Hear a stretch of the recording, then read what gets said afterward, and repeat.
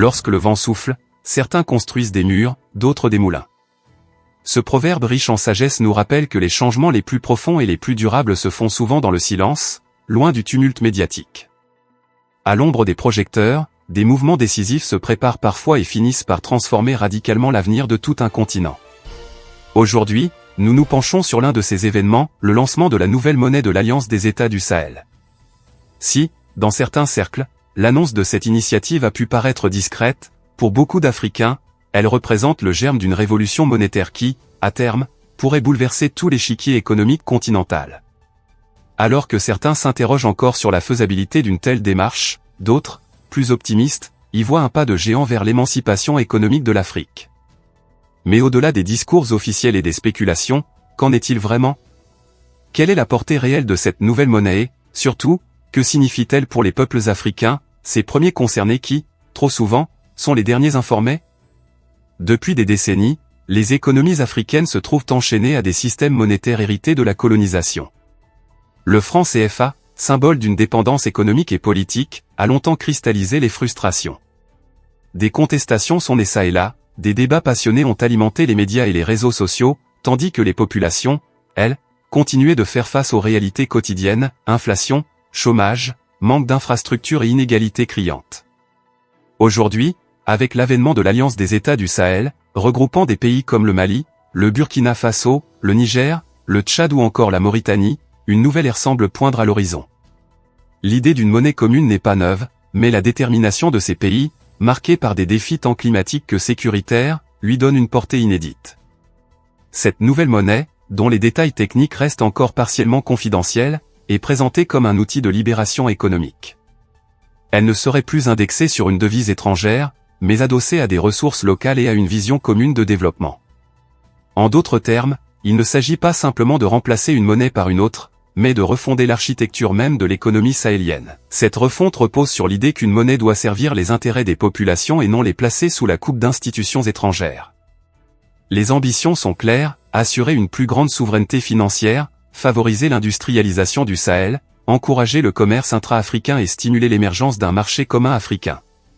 Aux yeux de certains économistes, cette monnaie pourrait, à terme, permettre de relier plus étroitement les économies sahéliennes à celles d'autres régions d'Afrique, à l'image de l'Union africaine cherchant à consolider sa zone de libre-échange continentale.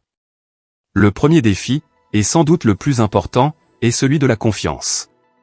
Les populations, habituées aux grands discours suivis de peu d'actes concrets, pourraient se montrer sceptiques. Pour beaucoup, l'histoire est un enchaînement de déceptions, promesses politiques non tenues, corruption endémique, programmes de développement inaboutis.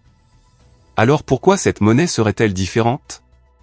Les gouvernements de l'Alliance des États du Sahel devront s'employer à prouver, dès le premier jour, que cette monnaie n'est pas une coquille vide. Ils devront démontrer qu'elle est conçue dans un cadre transparent et que les citoyens pourront la maîtriser, que ce soit pour l'épargne, le commerce ou l'investissement. Des campagnes de sensibilisation et d'éducation financière s'imposent pour que, sur le terrain, chacun comprenne les enjeux et les avantages potentiels de cette nouvelle devise. Le second défi concerne la stabilité économique. Une monnaie forte ne se décrète pas, elle se construit patiemment sur la base d'une économie solide et de politiques monétaires rigoureuses. Dans une région où les infrastructures sont souvent insuffisantes et où la gouvernance peut être mise à mal par des crises politiques ou sécuritaires, la tâche s'annonce titanesque. Les pays de l'Alliance des États du Sahel devront œuvrer à harmoniser leurs politiques fiscales et budgétaires, à renforcer la coopération régionale et à diversifier leurs économies. Il ne s'agit pas seulement de se libérer d'une tutelle monétaire, mais aussi d'instaurer un climat de confiance vis-à-vis des investisseurs locaux et étrangers. Les observateurs internationaux, quant à eux, seront attentifs à la manière dont la banque centrale de cette alliance, qui devrait voir le jour en même temps que la monnaie, gérera les réserves de change et régulera les taux d'intérêt. Enfin, l'unité est un troisième défi majeur. Le Sahel est une mosaïque d'ethnies, de langues et de cultures, avec des histoires nationales singulières et parfois douloureuses. De plus, la région subit régulièrement des pressions extérieures, certains acteurs internationaux n'ayant aucun intérêt à voir émerger une Afrique monétairement autonome. Pour que la monnaie de l'Alliance des États du Sahel prospère, il faudra que les dirigeants et les peuples acceptent de travailler ensemble et de dépasser leurs rivalités internes. Plus facile à dire qu'à faire, surtout si l'on tient compte des défis liés à la sécurité et à la gouvernance. Le projet de la nouvelle monnaie sahélienne est une initiative audacieuse qui, si elle est menée avec sérieux et engagement, pourrait transformer en profondeur l'économie de la région. Seule l'histoire nous dira si cette ambition deviendra une réalité ou si elle rejoindra la longue liste des promesses non tenues. Une chose est sûre, l'enjeu est de taille, et l'avenir économique du Sahel est en train de se jouer sous nos yeux. Ce débat mérite toute notre attention et votre opinion est essentielle.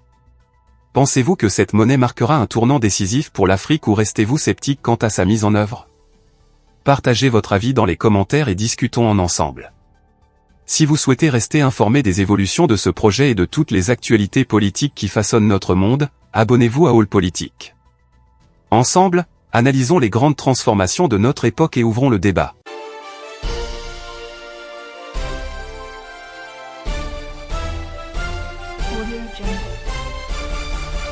All Politique. Toute la politique africaine. Abonnez-vous.